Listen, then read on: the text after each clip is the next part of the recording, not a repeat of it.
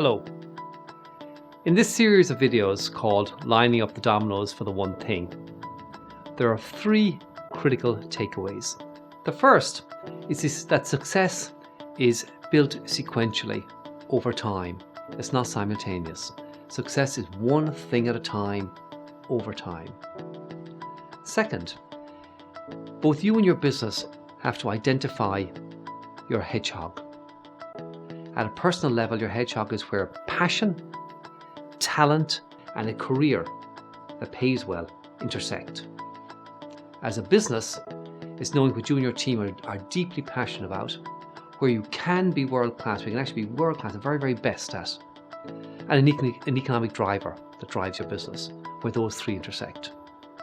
And then in both cases, you have to develop the piercing clarity and relentless discipline of saying no thank you to everything that doesn't match up to your hedgehog.